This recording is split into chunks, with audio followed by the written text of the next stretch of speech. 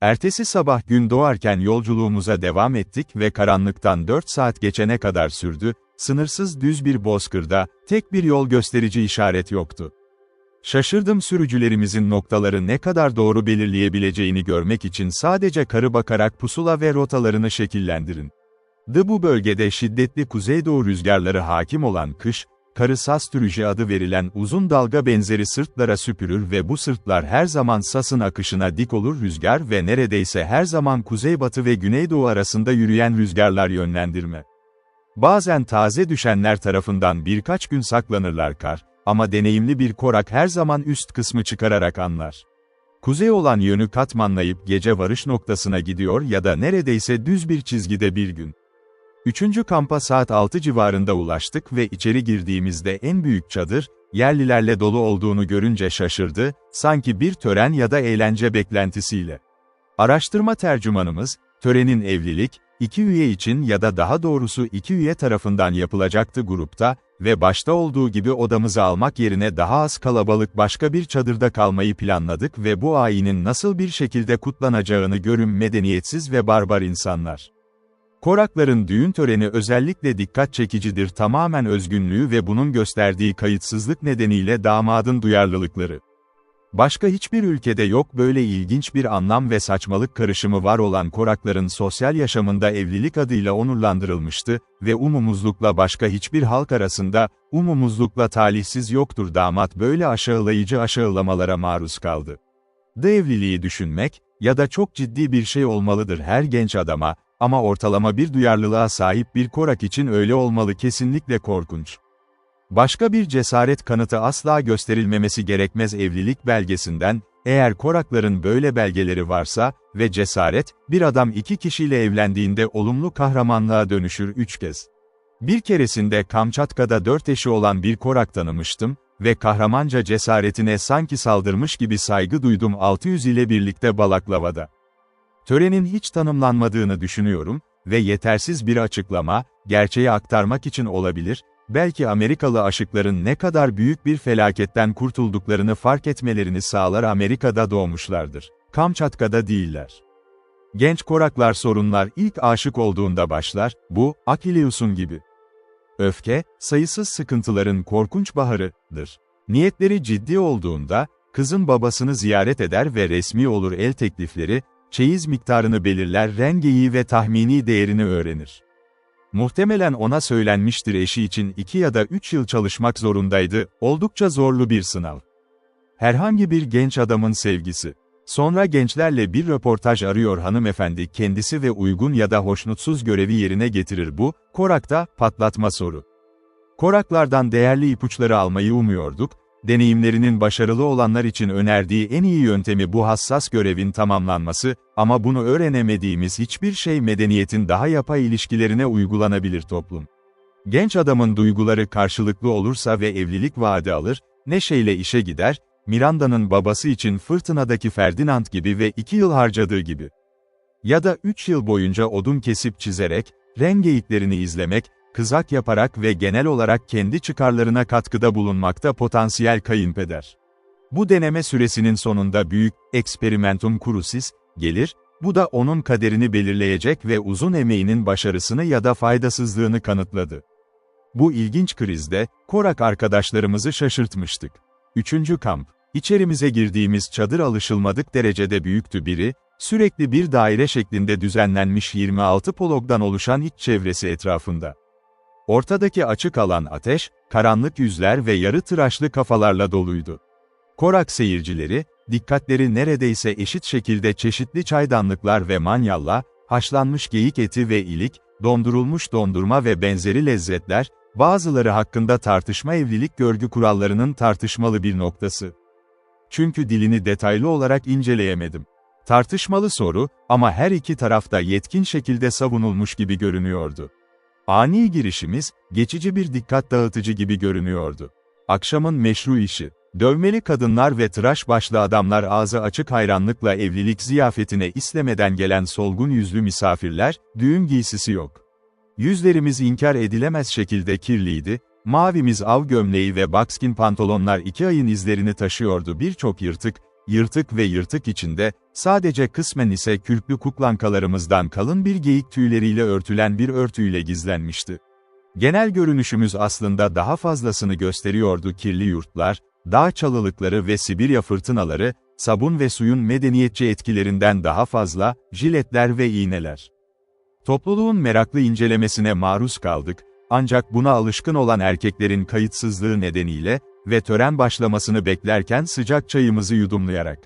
Baktım merakla etrafta dolaşıp mutlu adayları ayırt edip edemeyeceğimi görmek için, evlilik onurları için, ama açıkça bir tane de gizlenmişlerdi.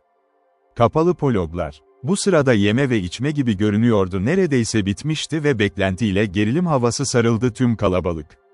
Aniden gürültülü ve düzenli sesler bizi irkitti. Yerel bir baraban veya bas davul çalan ve bu da oldukça çadırda büyük bir ses yüksekliği vardı. Aynı anda çadır açıldı, uzun ve kısık görünümlü bir korağın geçişine izin vermek için, söğüt filizleri ve kızıl dallarından oluşan bir kol dolaşmış, onları takip etti. İllüstrasyon, KORAKLARINÇIZMLERI. Onların MITLERININBIRÖRNE yumuşak GI, çadırdaki tüm pologları dağıtmak için. "Ne düşünüyorsun, bu mu?" diye sordu Dodd alçak bir sesle. "Bilmiyorum," dedi cevap ver, "sessiz kal, göreceksin." Davulun düzenli zonklamaları Willow Sticks'in dağıtımı boyunca ve sonda davulcu alçak, müzikal bir resitatif söylemeye başladı ve hacim ve enerji olarak yavaş yavaş arttı ve vahşi bir şekilde kabardı, barbarca ilahi bir şarkı, ağır davulun düzenli vuruşlarıyla zamanlanmış. Hafif bir kargaşa oldu, tüm pologların ön perdeleri, kadınlar ayağa kalktı, kendilerini 2 kişilik birlikler halinde konumlandırdılar. Her pologun girişinde 3 tane ve söğüt dallarını aldılar ki bu da sağlanmıştı. Bir an içinde, saygın bir yerli, ki biz partilerden birinin babası olduğu varsayılır, kapının yanındaki pologlar, yakışıklı genç korak ve karanlık yüzlü gelin. Ortaya çıktıklarında heyecan arttı, çılgınlık tonu, müzik hızını 2 katına çıkardı, erkekler çadırın ortası, kaba bir çaya bağlanmıştı, karınca ve kısaca söylendi aralıklar, vahşi heyecanın tuhaf, tiz çığlıkları. Verilen bir sinyalde çifti dışarı çıkaran yerliden gelin aniden fırladı, ilk pologa girdi ve çadırın etrafında hızlı bir uçuşa başladı, ardışık olarak pologlar arasındaki perdeleri kaldırıp geçiyor alt. Damat hemen peşinden ateşli bir peşe koştu, ama kadınlar her bölmede konuşlandırılan kişiler her türlü engeli ortaya koydu yolunda, dikkatsiz ayaklarını takındırıyor, perdeleri tutuyor, geçişini engellemek için söğüt ve kızıl anahtarlarını uygulamak, acımasızca vücudunun çok hassas bir bölgesine eğilirken onları büyütmek için. Hava davul vuruşlarıyla, şu tür bağırışlarla doluydu. Teşvik ve alaycı sesler, ağır darbelerin sesi her biri talihsiz damata veriyordu. Kadınların ayrılmasını ve Gentlet'i koşarken koştu. Bu hemen belirginleşti, en şiddetli çabalarına rağmen iyi geçemeyeceğini Atalanta'yı uçurarak çadırın turunu tamamladı. Hatta Hesperdes'in altın elmaları ona böyle bir şeye karşı pek fayda sağlamazdı, moral bozucu olasılıklar, ama sarsılmaz bir azmle bastırdı, dişisinin uzanmış ayaklarının üzerinden başını aşağı sendeleyerek. Zulümkarlar ve sürekli bol kıvrımlara dolanıyorlar, ustalıkla atılmış rengeyi derisi perdeleri başının ve gözlerinin üzerinde matador var. Bir an içinde gelin içeri girmişti, kapının yanında son kapalı polog varken, talihsiz damat yaklaşık yarı yolda biriken talihsizlikleriyle hala mücadele ediyordu çadırın etrafında. Onun çabalarını gevşedip pes edeceğini bekliyordum. Yarışma sırasında gelin kayboldu ve protesto etmeye hazırlanıyordu. Davanın adaletsizliğine karşı onun lehine güçlü bir şekilde destek verdi. Ama benim şaşırtıcı bir şekilde, hala mücadele etti ve son bir dalışla patladı. Son pologun perdelerini kapattı ve gelinine yeniden katıldı. Müzik aniden durdu ve kalabalık çadırdan dışarı akmaya başladı. Tören açıkça bitmişti. Meranef'e döndü, o ise sevinçle gülümseme ilerleyişini izlemişti, ne anlama geldiğini sorduk. "Oldu, evlendiler, diye olumlu cevap verdi. "Ama," diye itiraz ettik, "onu yakalayamadı. Son pologda onu bekledi, sayın yargıç, ve eğer onu orada yakalamışsa bu yeterliydi." "Orada yakalayamadı ya, ne oldu?" "O zaman," diye yanıtladı kazak, anlamlı bir omuz silkme hareketiyle, "Beydnak, fakir fellow, 2 yıl daha çalışmak zorunda kalacaktı." Bu hoştu, çünkü damat.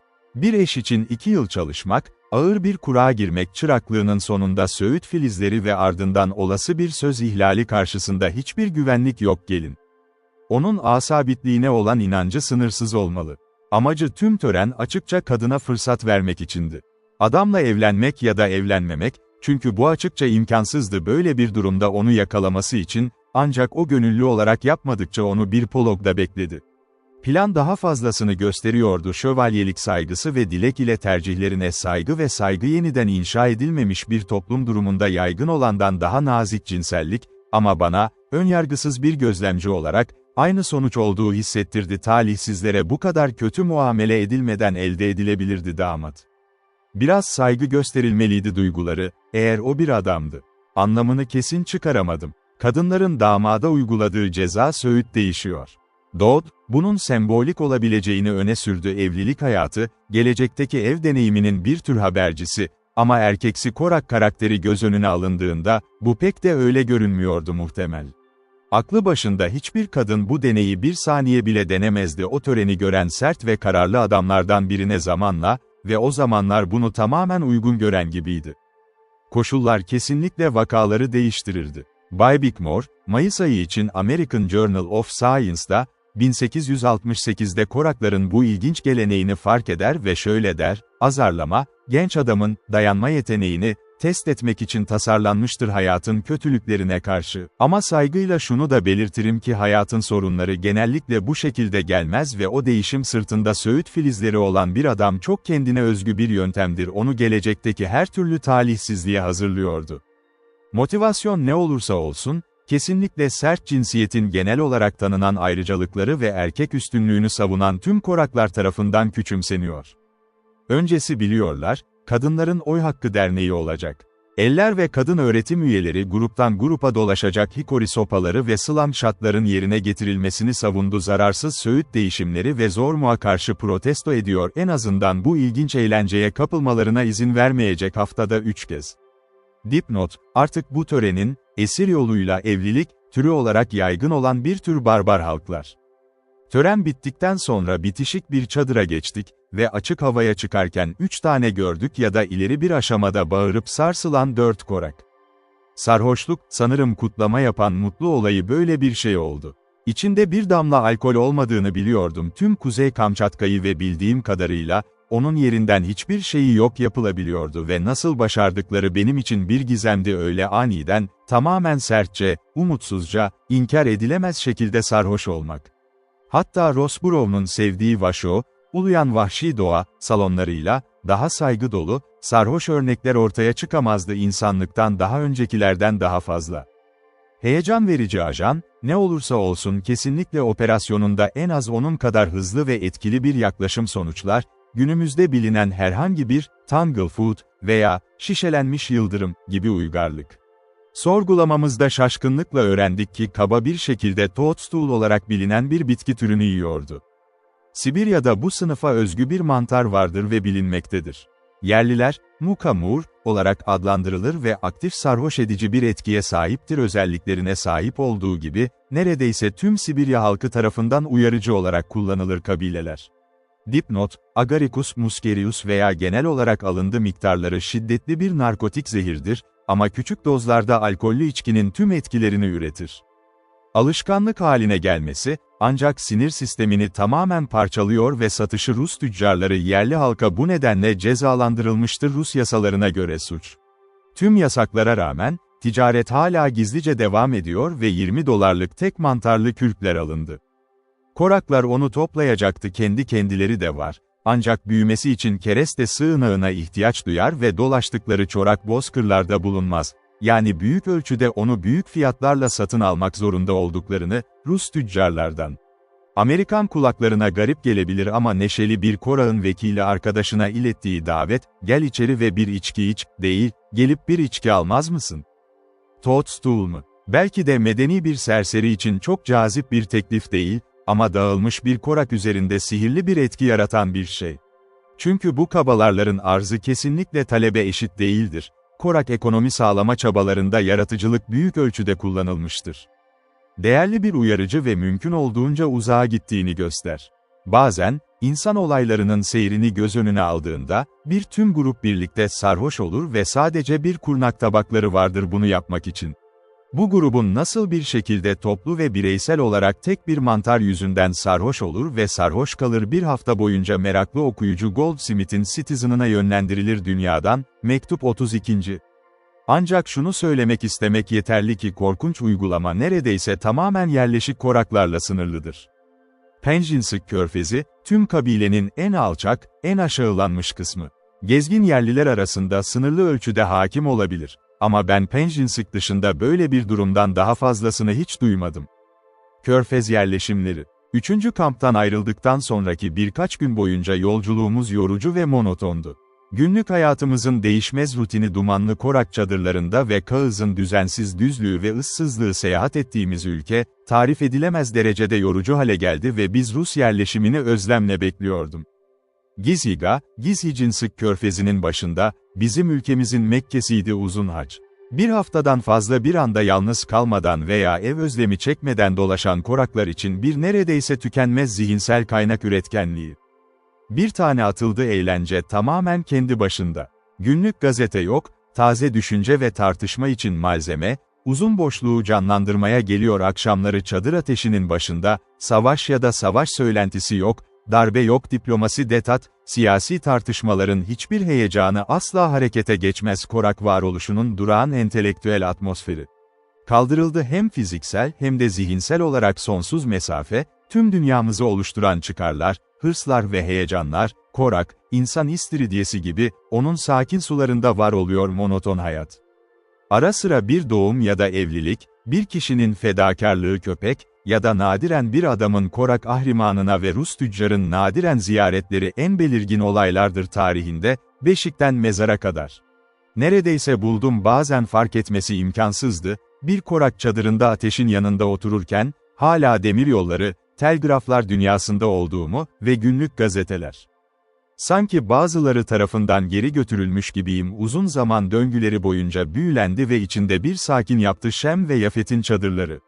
Tüm evlerimizde hiçbir öneri yoktu övülen aydınlanma ve medeniyetin çevresi 19. yüzyılda ve yavaş yavaş alıştıkça ilkel barbarlığın yeni ve tuhaf koşulları, anılarımız medeni bir hayatın canlı bir rüyanın gerçek dışı imgelerine karıştığını. Gezgin koraklarla uzun ilişkimiz bize bir fırsat verdi birçok tuhaflığını gözlemlemek, ki bu büyük ihtimalle geçici bir ziyaretçinin dikkatinden kaçmak ve yolculuğumuz olarak Penjinsik Körfezi'nin başına ulaştım, olay yoktu. Ben de yapacağım bu bölümde toplayabildiğim tüm bilgileri veriyorum dili, din, batıl inançları, gelenekleri ve yaşam biçimi Kamçatkan Korakları. Koraklar ve güçlüler arasında hiçbir şüphe yok Sibirya kabilesi olarak bilinen Çukçis veya Çakçis, Wrangel, aslında aynı koyundan gelip çıkmış ve göç etmiş eski yerlerinden şimdi olduğu yerlere kadar birlikte yaşa. Yüzyıllar boyunca süren ayrılığa rağmen, birbirine benziyorlar diğerleri ise ayırt edilemeyecek kadar yakın ve onların diller diğerinden daha az farklıdır, Portekizce ise farklıdır İspanyoldan. Korak tercümanlarımız çok az zorluk buldu Çukçis ile sohbet ederken ve bizim kullandığımız kelime buluşmalarının karşılaştırması sonrasında yapılan sadece hafif bir diyalektik varyasyon gösterdi ki bu da birkaç yüzyıllık ayrılıkla kolayca açıklanabilir.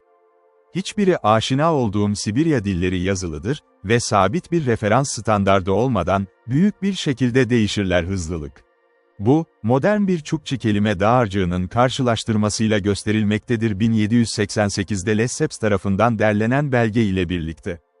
Birçok kelime o kadar önemli bir şekilde değiştirilmişti ki neredeyse tanınmaz hale geldi.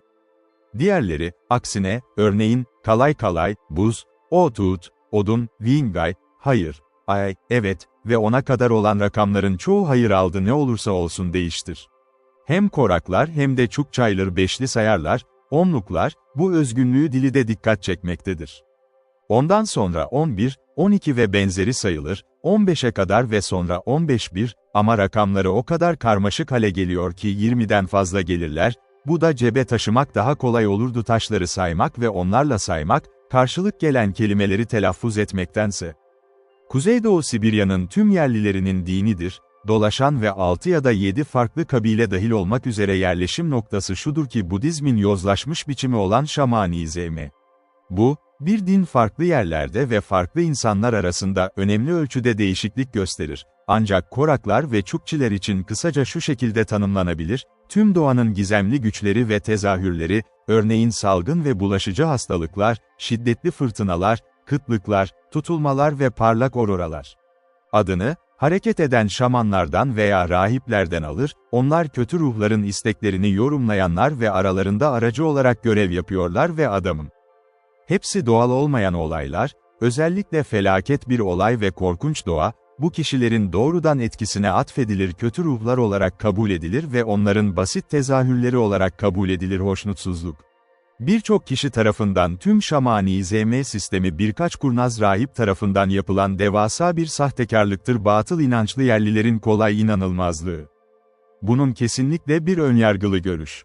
Sibirya yerlileriyle yaşamış hiç kimse, karakterlerini inceledi, aynı etkilere maruz kaldı, onları kuşattı ve yerlerine mümkün olduğunca uzağa yerleşti. Rahiplerin ya da takipçilerin samimiyetinden asla şüphe duyacaklar ya da kötü ruhlara tapınmanın tek dini olması gerektiğini merak ediyorlar. Böyle koşullarda böyle adamlar için mümkün olan tek din budur. Son zamanlarda yazan bir yazar, dipnot, W.E.H. Lecky, rasyonalizm tarihi Avrupa'da, büyük bir adalet ve tarafsızlıkla böyle tanımlamıştır. Sibirya Koraklarının karakteri ve kökeni ve dini inançlarının doğasını anlattığım bir şey var, bundan daha iyisini alıntılamıyorum. Onun sözleri. Terör her yerde, dinin başlangıcıdır. Olaylar vahşilerin zihninde kendilerini en güçlü şekilde etkilemek olmaz. Doğal yasalar dizisine açıkça dahil olanlar ve en faydalı etkileri üreten ama felaket ve görünüşe göre anormal. Minnettarlık, daha az canlıdır. Korku ve bir doğal yasanın en küçük ihlali daha derin bir en yüce izlenimini sıradan operasyonlarından daha çok yansıtıyordu. Ne zaman, bu nedenle, doğanın en şaşırtıcı ve korkunç yönleri şunlardır: zihnine sunulduğunda, daha ölümcül hastalık türleri veya doğal sarsıntı topraklarını ıssız bırakır, vahşi onlardan türeyer. Yoğun şekilde fark edilen şeytani varlık algısı. Karanlıkta gecenin için, uçurumlar ve vahşi yankılar arasında dağ kanyonu, kuyruklu yıldızın alevi altında ya da ciddi karanlık tutulma, kıtlık toprağı kasıp kavurduğunda, deprem ve veba binlercesini katletti, her biçimde hastalığın nedenini kıran ve çarpıtan her şeyin içinde garip, uğursuz ve ölümcül hissediyor ve doğaüstü. Doğanın tüm etkilerine tamamen maruz kalmış ve dizileri birleştiren zincirden tamamen habersiz kısır, doğrudan ve kötü ruhların izole eylemleri. Onları sürekli yanında hissederek, doğal olarak onlarla birliğe girmeye çalışacaktır. Yapacak, onları hediyelerle yatıştırmaya çalış. Büyük bir felaket üzerine düşse ya da aklını ele geçirmiş bir intikamcı tutku, kendini onların otoritesine ve kendi otoritesine dahil etmeye çalışacak heyecanlı hayal gücü kısa süre sonra onu başardığına ikna edecek arzusunu. Bu gebe sözler Sibirya dininin anahtarıdır. Yerliler ve kökenine dair tek anlaşılır açıklamayı sağlar şamanlar. Eğer bu din sisteminin insan doğasının doğal bir sonucu olarak, belirli barbarlık koşullarında, bu, şamanizmin evrensel yaygınlığıyla sağlanır, Kuzeydoğu Sibirya'da birçok farklı kabileden oluşan birçok farklı kabilede yer alıyor karakter ve farklı köken. Örneğin Tungus kabilesi, kesinlikle Çin kökenlidir ve Yakut kabilesi kesinlikle Türkçe. İkisi de farklı bölgelerden geliyor, farklı inançlar getiriyordu, batıl inançlar ve düşünce biçimleri, ancak her ikisi de hepsi rahatsız edici kurumlar ve aynı dış etkilere maruz kalmış, ikisi de tam olarak aynı dini inanç sistemi geliştirdi. Eğer cahil, barbar bir grup Mahometan Kuzeydoğu Sibirya'da ve çadırlarda yalnız yaşamaya zorlandı, yüzyıl sonra, Stanavoi'nin vahşi ve kasvetli manzarasının ortasında dağlar, nedenlerini belirleyemedikleri korkunç fırtınalara maruz kalmak için açıklayın, Ren geyiklerini aniden bir salgın hastalık nedeniyle kaybettiklerini insan ilaçlarına meydan okuyan, muhteşem auroralardan korkmak tüm evreni alev içinde bıraktı ve salgınlar tarafından yok edildi. Doğayı anlayamadıkları ve onun felaket etkilerini önlemekte güçsüz olsalar, neredeyse kaçınılmaz olarak yavaş yavaş kaybederlerdi Allah'a ve Mahomet'e olan inançlarını ve tam da bu şamanistler olurlar. Bugün Sibirya Korakları ve Çukçileri gibi. Hatta tam bir yüzyıl kısmi medeniyet ve Hristiyan eğitimi tamamen karşı koymaz zihin üzerinde uygulanan karşı konulamaz şamanist etki bu yalnız içindeki doğanın daha vahşi, daha korkunç tezahürleri tarafından ve elverişsiz bölgeler. Beni eşlik eden Kamçadallar Samanka Dağları, Hristiyan ebeveynlerin oğullarıydı ve öyleydi, bebeklikten itibaren Yunan kilisesinde yetiştirildi, onlar kesinlikle inananlardı, ilahi kefaret ve ilahi takdir ile her zaman dua edildi, güvenlik ve koruma için gece ve sabah. Yine de, ele geçirildiğinde o kasvetli dağ sırasındaki bir fırtına ile, doğaüstü dini inançlarını alt etti. Tanrı ise uzak görünüyordu, kötü ruhlar yakında ve aktifken, bir köpek kurban ettiler, çok paganlar gibi, şeytani öfkesini yatıştırmak için Storm bir kanıttı. Benzer birçok örneği gösterebilirim, burada gerçekliğe dair en güçlü ve görünüşte en samimi inançlar ilahi yönetim ve denetimin aşılması, hayal gücüne etkisi, bazı şaşırtıcı ve alışılmadık doğa olgusu. İnsanın eylemleri, ne kadar çok ne tarafından yönetilmez entelektüel olarak inanır, canlı bir şekilde fark ettiklerine göre ve öyle bu şeytani varlığın canlı farkındalığı şamanizm dini. Koraklar arasında şamanların veya rahiplerin görevleri şunlardır: hastalar üzerine büyüler, kötülerle iletişim kurmak için ruhları ve onların dilek ve emirlerini insana yorumlamalarını istiyordu. Ne zaman hastalık, fırtına veya kıtlık gibi herhangi bir felaket bir grubun başına gelirse, elbette bir ruhun hoşnutsuzluğuna ve şamanın etkisiyle atfedilir, öfkesini yatıştırmanın en iyi yolu hakkında danışılır. Rahip başvuru yapılan kişi, insanları en büyük bir şekilde bir araya getirir, kampın çadırları, fantastik bir şekilde işaretlenmiş uzun bir cübbe giyiyor, kuş ve hayvan figürleri ile ilginç hiyeroglif amblemleri, çözülüyor, uzun siyah saçları ve büyük bir yerli davul alarak şarkı söylemeye başladı, yavaş ve düzenli davul vuruşlarının eşliğinde sakin bir sesle. Olarak şarkı ilerledikçe enerjisi ve hızı artıyor, rahibin gözleri sabitlenmiş gibi oluyor, vücudunu spazmlar içinde büküyor ve vahşi ilahisinin şiddetini artırır, ta ki davul vuruşları bir sürekli atış. Sonra ayağa fırladı ve başını salladı, uzun saçları neredeyse kopana kadar kıvrılarca, telaşla bir şekilde başlıyor, çadırda dans ediyor ve sonunda yorgun görünüyor ki kendi çadırına gömüldü, otur.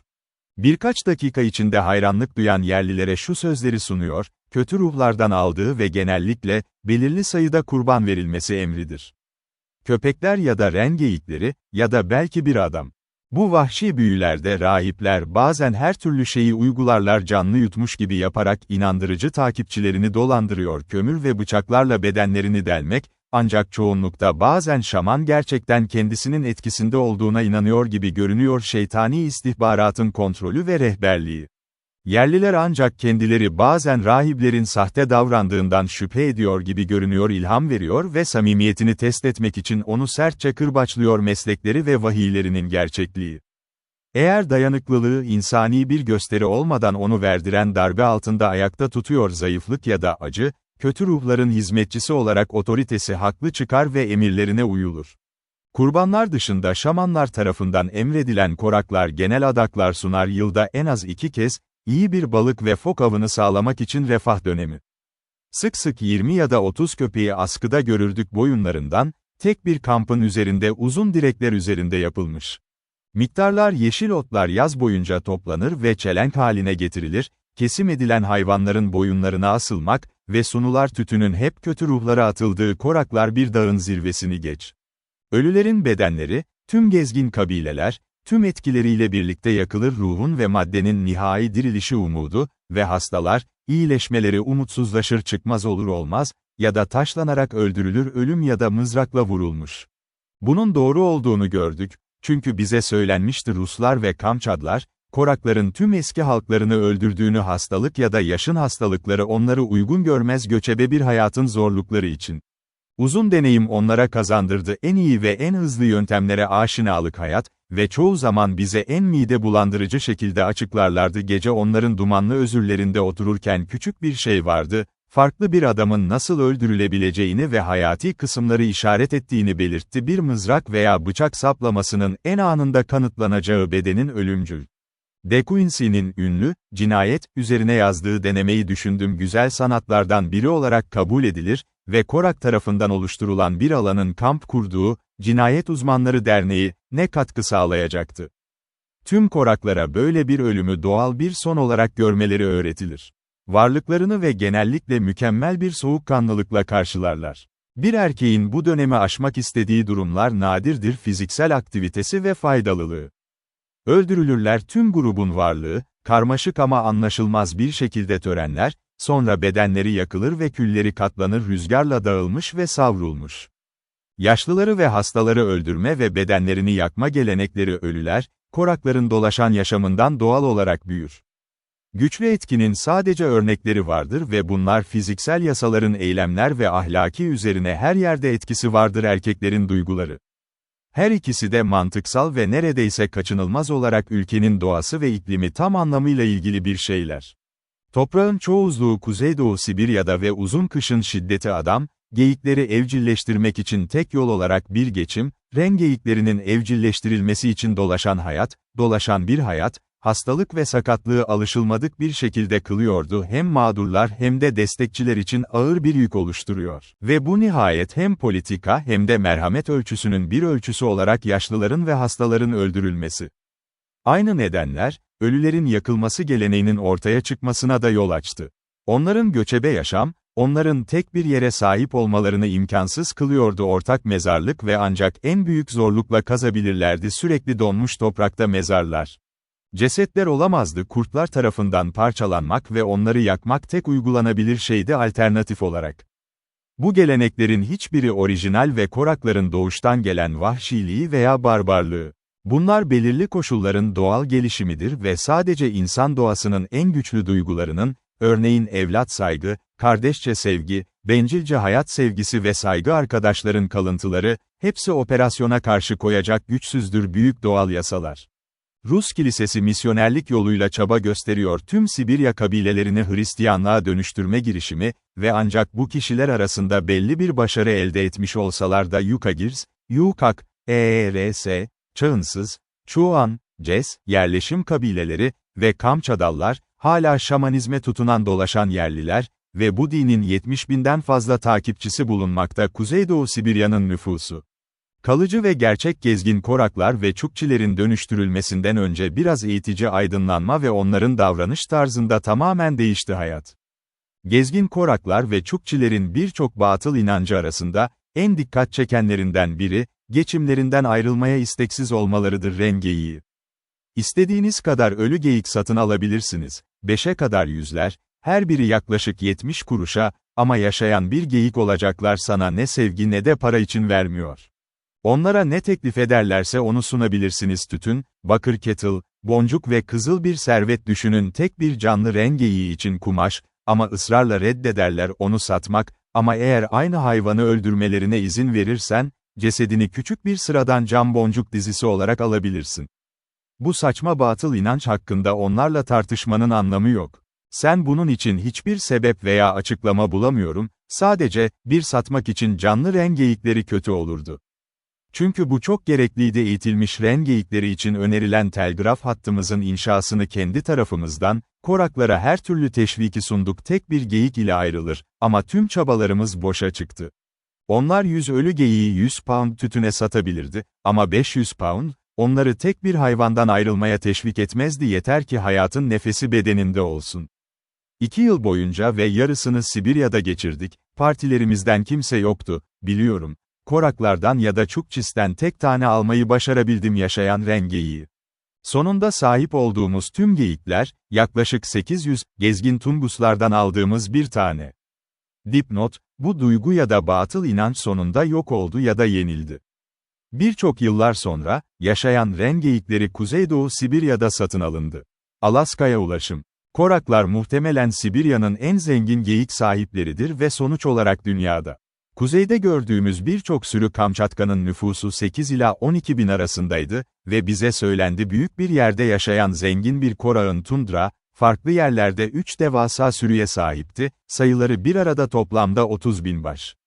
Bu büyük sürülerin bakımı korakların hayatındaki neredeyse tek meşgullük. Zorunludurlar sürekli yerden yere seyahat ederek onlara yiyecek bulmak ve izlemek için onları kurtlardan korumak için gece gündüz onlar. Her gün 8 ya da 10 koraklar, mızrak ve bıçaklarla donanmış halde, kamptan hemen önce ayrılır karanlık, geyiklerin olduğu yere 1-2 mil yürüyüp otlatıyorlar, kendilerine çam dallarından küçük kulübeler inşa ediyorlar, yaklaşık 3 feet boyunda, çapı 2 feet ve içinde çömelme arktik bir gecenin uzun, soğuk saatleri boyunca, kurtlar. Hava ne kadar kötüyse, ihtiyaç o kadar artar. Dikkat! Bazen, Karanlık bir kış gecesinin ortasında, bir korkunç kuzeydoğu fırtınası bozkırda bulutlar halinde uluyor uçan karın içinde, bir kurt grubu şiddetli, ani bir saldırı yapar bir geyik sürüsüne ve 4 rüzgara dağıtın. İşte bu korak nöbetçilerinin önlenmesi gereken iş.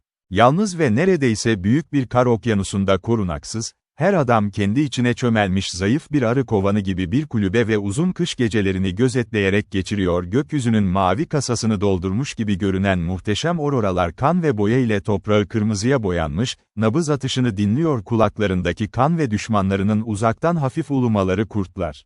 Sabırla soğuğa dayanır, bu da cıvayı dondurur ve fırtınalar bunlar onun zayıf sığınağını uçan bir sis içinde saman gibi süpürdü kar. Hiçbir şey onu cesaretinden düşürmez, hiçbir şey onu korkutupse, çadırların sığınağı. Geceleri geyikleri izlediğini gördüm, burun ve yanaklar donmuş halde kararmıştı ve geldiler erken soğuk kış sabahları onun üzerinde, 3-4 kişinin altında çömelerek çalılar, yüzü kürk paltosunun içine gömülmüş, sanki ölmüş gibi. Ay büyük bir ıssız bir yerde o küçük çalı kulübelerden birine asla geçemezdim tundra, bir zamanlar orada yalnız oturan adamı düşünmeden ve izlerken düşüncelerini hayal etmeye çalışıyordu uzun ve kasvetli gecelerden geçip, ilk hafif şafak şafağı için. Eğer hiç merak etmedim, Aurora'nın ateşli kolları başının üzerinde dalgalandığında, bu gizemli yayıncıları ne sebep etti? Uzak uzak yıldızlar vardı karlı ovanın üzerinde durmaksızın dönen ve ona hiç çağrıştırmadığı bundan daha parlak, daha mutlu dünyaların olma ihtimali mi? Yapmamıştı bazıları. Zavallı, yardımsız insan doğasına heyif. Doğaüstü etkiler ve hissetti. Ama şamanın davulu ve vahşi çığlıkları bunu gösteriyordu, onların doğasını ve öğretilerini tamamen anlayamadı. Gezgin korakların doğal yapısı tamamen iyi. Kadınlarına ve çocuklarına büyük bir nezaket gösterirler ve onlarla 2 yıl süren tüm ilişkim boyunca hiçbir şey görmedim, kadın ya da çocuk vuruldu.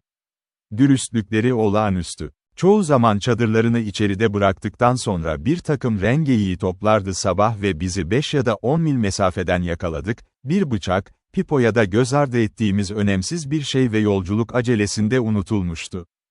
Tütün dolu kızaklarımız, boncuklar ve her türlü ticaret malı dışarıda korumasız bırakılmıştı çadırları, ama bildiğimiz kadarıyla tek bir makale bile olmadı çalındı.